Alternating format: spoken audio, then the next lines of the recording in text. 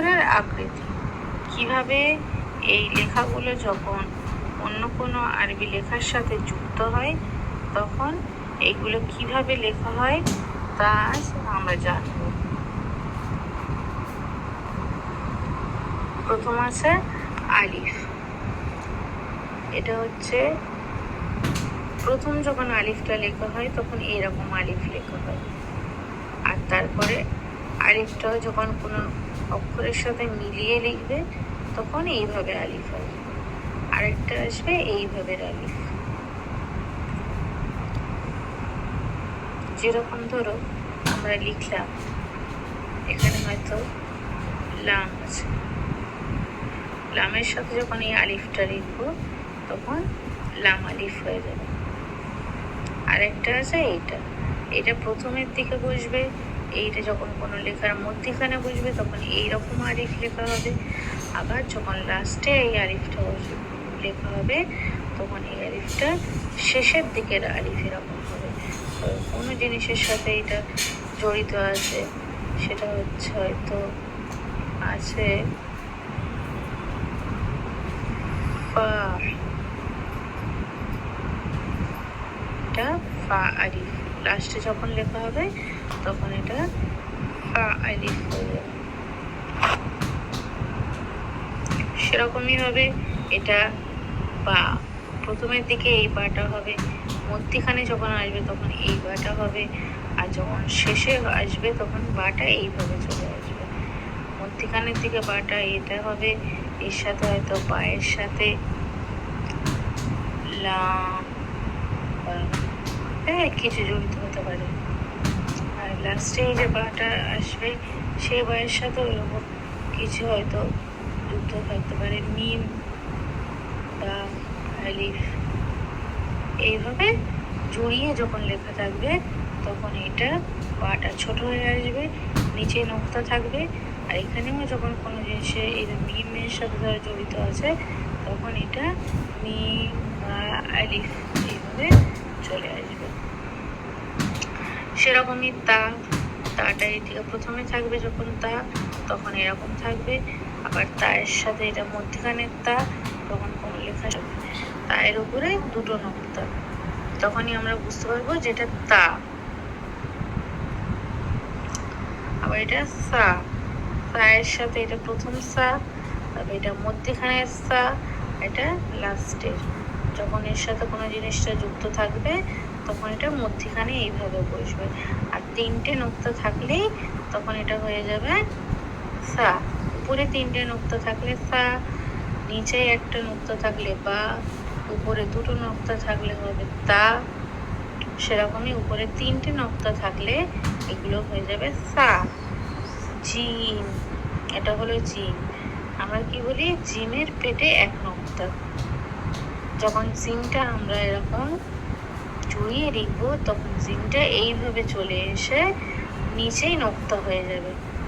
বায়ের নোক্তা আলাদাভাবে থাকে, জিমের নোক্তা আলাদাভাবে থাকে, আর এটা মিলিত যুক্তাক্ষর আকৃতির জিম।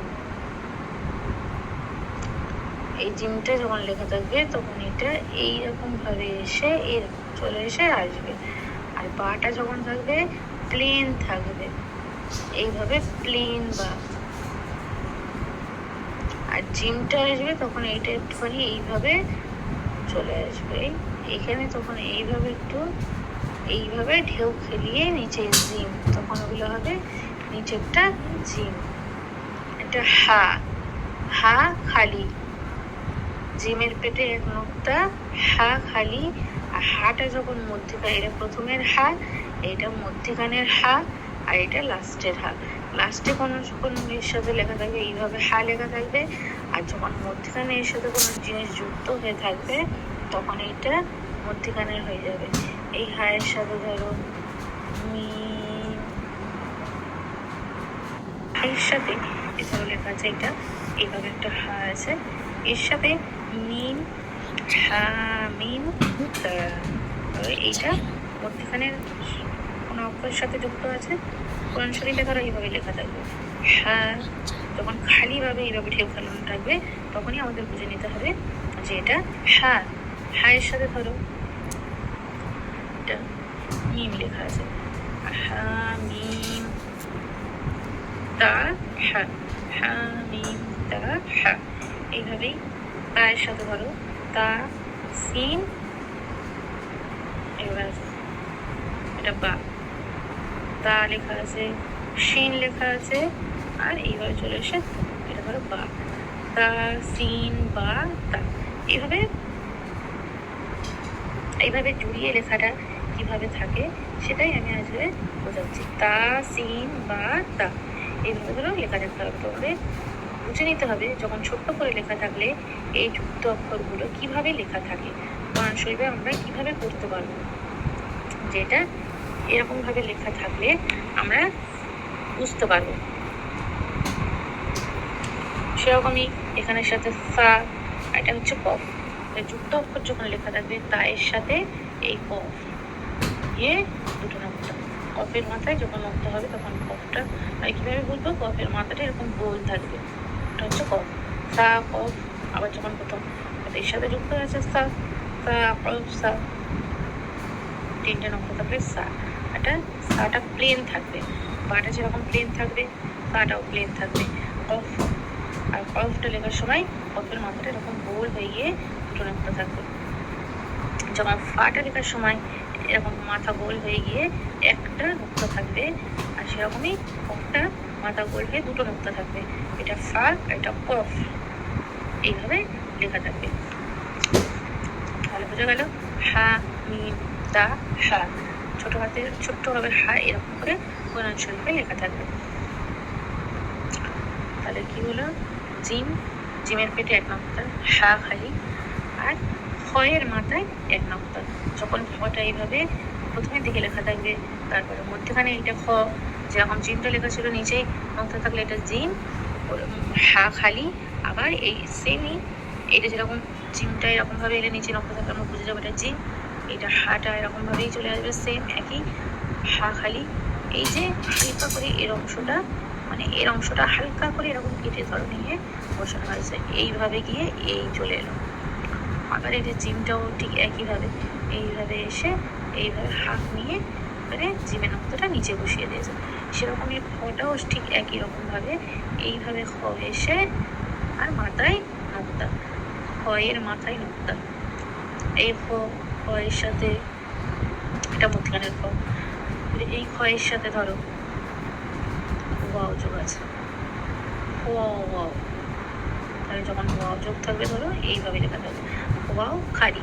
আর যদি এইরকমই গোলভাবে লিখে উপরে নক্তা থাকে তাহলে হয়ে যাবে ফা, আবার যদি দুটো নক্তা থাকে তখন কি হয়ে যাবে কলফ, কলফ, এইভাবে লেখা থাকবে। প্রথম দিকে দাল এটা লেখা থাকবে, দালটা একই টাইপের, প্রথমে যেরকম দাল লেখা থাকবে শেষেও দাল একইভাবে লেখা থাকবে। তাহলে হ দাল লাল, জালটাও ঠিক একইভাবেই লেখা থাকবে। জালটা যখন লেখা থাকবে আমরা বুঝতে পেরে যাবো যে কিভাবে প্রথমের দিকে জাল লেখা থাকবে আর শেষের দিকে জাল লেখা থাকবে। রটাও ঠিক একইভাবে লেখা থাকবে। এর আগে হয়তো কোনো যুক্ত অক্ষর দেওয়া থাকবে, হয়তো এখানে দেওয়া আছে আইন, আইন হবে আইন গো, এইভাবে যুক্ত করে থাকবে। এটা যা, যাটাও একইভাবে থাকবে। শিন, শিনের ছোট্ট করে এই মাথার হাফ দেওয়া থাকবে শিন, এই শিনগুলো এই হচ্ছে যুক্ত করে শিন। ভালো বোঝা গেল? এখানে হলো এটা খ, খয়ের হাফ মাথা থেকে কেটে দিলে এরকম দাল একইভাবে থাকবে, জালও একইভাবে থাকবে, রোটাও এইভাবে থাকবে, যাও এইভাবে থাকবে। যায়ের আগেও ধরো ওরকম হয়তো কোনো অক্ষর প্রশ্ন ধরো আছে তো, তো বা জো, এইভাবে জুড়িয়ে জুড়িয়ে লেখা থাকবে। সিন, সিনের এরকম হাফ অংশটা থাকবে, উপরের এইটা থাকবে, তখন তিনটে জায়গা থাকবে, তখন হয়ে যাবে এটা সিন করে একটা থাকবে, তিনটে নক্তা থাকবে, তখন হয়ে যাবে এটা সা। এটা শিন, শিনটা এইভাবেই থাকবে। এটা বুঝে নিতে হবে ভালোভাবে, এগুলো মুখস্থ করে বুঝে পড়তে হবে। এটা আবার শিন, এটা হলো সা, যেটা হচ্ছে হালকা করে একটা থাকবে সা, আর শিনে থাকবে এই মাথার অংশটা একটা দুটো, তাই থাকবে একটা অংশ,